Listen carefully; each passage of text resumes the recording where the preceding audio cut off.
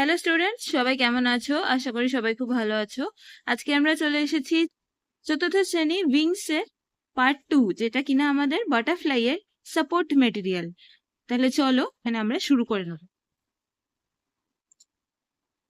তোমরা জানো বাটারফ্লাই এর আমাদের সিলেবাস শুরু হচ্ছে লেসন 4 থেকে, তাই এখানে উইংস পার্ট 2 আমাদের স্টার্ট হচ্ছে লেসন 4 থেকে। তোমরা যে বাটারফ্লাই আমরা দ্য হিরো পড়েছি তার এক্সপেক্টেড লার্নিং আউটকাম কি কি, যেটা তোমরা ওখানে শিখবে, সেটা হচ্ছে at the end of the lesson students will be able to derive the meaning of explicitly stated word in a given passage। একটা প্যাসেজের মধ্যে যেসব নানা রকম ওয়ার্ড, সেগুলোর তোমরা মিনিংটা বুঝতে শিখবে। Choose the correct words in a given sentence. একটা সেন্টেন্সের মধ্যে যদি ফিল ইন দ্য ব্ল্যাঙ্কস করা থাকে, তাহলে রাইট ওয়ার্ডটাকে চয়েস করে তোমরা সেখানে ব্ল্যাঙ্ক ফিল আপ করতে পারবে। Interpret the relation between noun and adjective and apply them accordingly. আচ্ছা, নাউন এবং অ্যাডজেক্টিভ আমাদের ওখানে অ্যাক্টিভিটিস এর মধ্যেই ছিল। কাকে বলে নাউন, কাকে বলে অ্যাডজেক্টিভ, এবং একটা বাক্যের মধ্যে তার কিভাবে প্রয়োগ হয়। Speak about personal choices. তোমার পার্সোনাল চয়েস কোনো ইভেন্ট সংক্রান্ত বা কোনো দিন বা কোনো বিষয়, সেই সংক্রান্ত তোমার পার্সোনাল চয়েসকে তুমি ইংলিশে ইলাবোরেট করতে পারবে। Make meaningful sentence with new words. তোমাকে ওয়ার্ড দিয়ে দিলে তুমি মেক সেন্টেন্স করতে পারবে। Construct sentences with helping words and organize them coherently. অর্থাৎ হেল্পিং ওয়ার্ডস দিয়ে তোমাকে যদি ছোট করে শর্ট প্যারাগ্রাফ লিখতে বলা হয়, তো সেটা তুমি সেন্টেন্স করে লিখতে পারবে এবং পরপর সাজিয়ে সেটাকে লিখতে পারবে।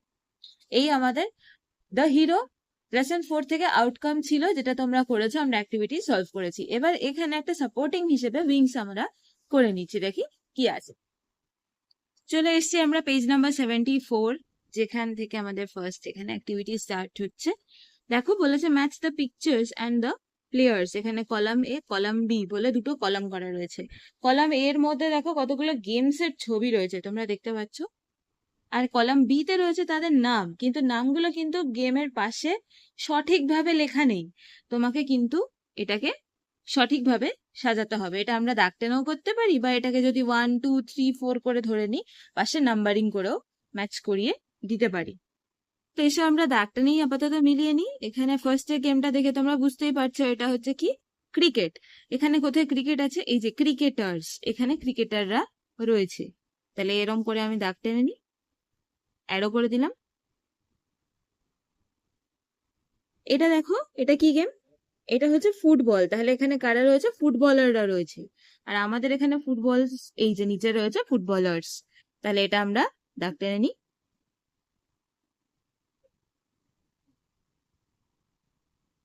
অ্যারো করে দিলাম। এটা হচ্ছে টেনিস। এখানে টেনিস প্লেয়ার রয়েছে, ওপরে রয়েছে দেখো টেনিস প্লেয়ার্স। তাহলে এখান থেকে এই ছবিটা থেকে আমরা এরকম উপরে অব্দি দাগ টেনে নিলাম, অ্যারো করে দিলাম একটা। আর নিচে দেখো এটা রয়েছে হকি, এরা হকি প্লেয়ার্স। তাহলে এটা রয়েছে আমাদের এখানে, অ্যারো করে দিলাম। পেজ নাম্বার 75, দেখো এখানে একটা পিকচার রয়েছে। তোমাকে বলেছে সবার আগে লুক অ্যাট দ্য পিকচার। এখানে দেখো টিপস রয়েছে। Students will see the pictures and answer the questions, teacher will help them. নিচে দেখো এর ছবির রেসপেক্টে কতগুলো কোয়েশ্চেন, 3টে কোয়েশ্চেন দেওয়া রয়েছে, তার আনসার্স আমাদের এখানে প্রপারলি লিখতে হবে। ফার্স্টে বলেছে what do you see in the picture. পিকচারে আমরা কি দেখতে পাচ্ছি? We see some players in the picture. তাহলে এটা আমরা লিখে নিই, we see some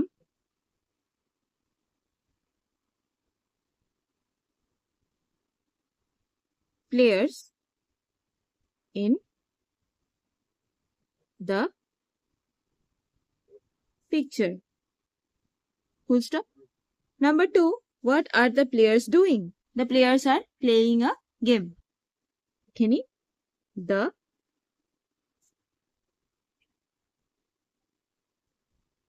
players are playing a game. Number 3, what is the name of this game? তোমরা এখানে ছবিটা দেখে চিনতেই পারছো, দ্য হিরোতে আমাদের গেমটা ছিল কাবাডি। এটা হচ্ছে সেই কাবাডি গেম। তাহলে what is the name of this game? The name of this game is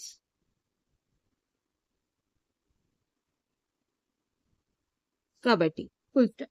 এবারে আমরা চলে এলাম পেজ নাম্বার 76। এখানে দেখো লেটস রিড বলে এখানে একটা প্যাসেজ রয়েছে এবং ডু দ্য ফলোইং অ্যাক্টিভিটিস।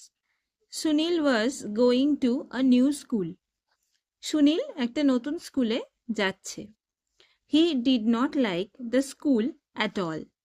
স্কুলটা তার একদমই পছন্দ হয়নি। হি ওয়াজ আ কোয়াইট বয়। সে খুব শান্তশিষ্ট ছেলে। He never had a fight in his life. সে জীবনে কোনোদিন কারো সাথে লড়াই করেনি। There was a bully in his class. তার ক্লাসে একজন গায়ে জোর ফলানো ব্যক্তি স্টুডেন্ট আছে। He use to beat, take away tiffin and make the boys do his homework.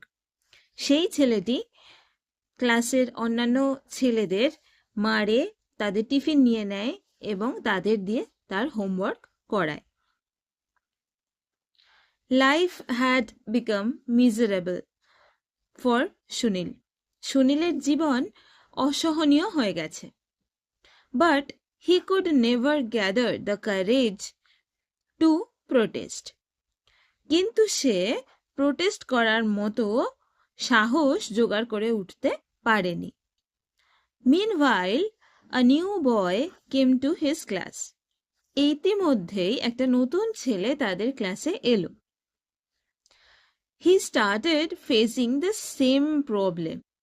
সেই ছেলেটিরও সুনীলের মতোই এই সেম প্রবলেম হতে শুরু করলো। He cried all day. নতুন ছেলেটি সারা দিন ধরে কাঁদত। Suddenly Sunil could not take it anymore. হঠাৎ একদিন সুনীল আর সহ্য করতে পারল না। He saw the bully beating the boy. সে দেখল সেই ছেলেটি এই নতুন ছেলেটিকে মারছে। He went and stood before the bully.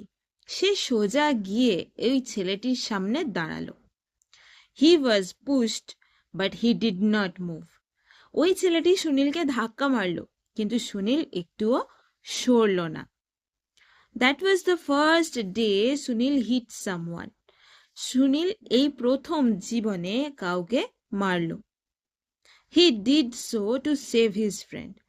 সে এটা করেছিল তার বন্ধুকে বাঁচানোর জন্য।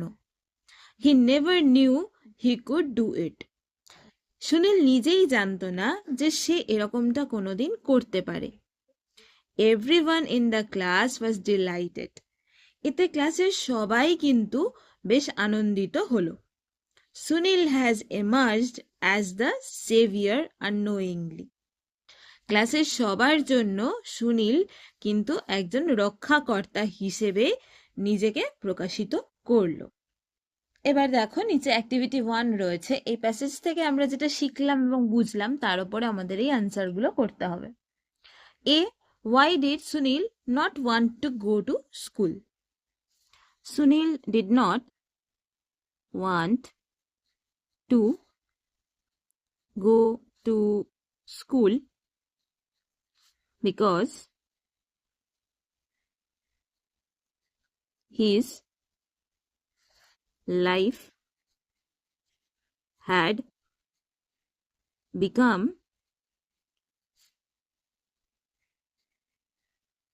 miserable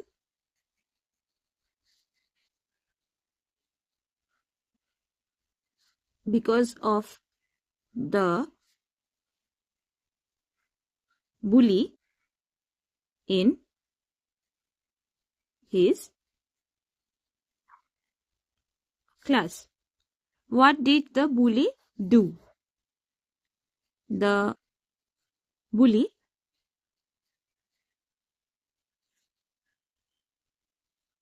used to beat,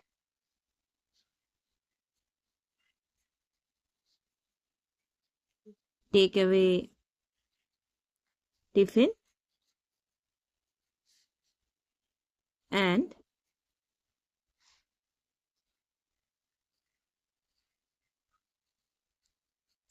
make the boys do his homework.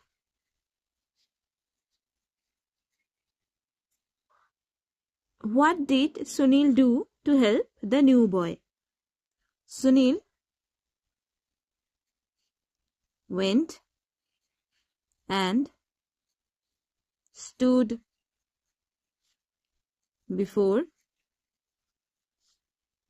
the bully and hit him to help the new boy.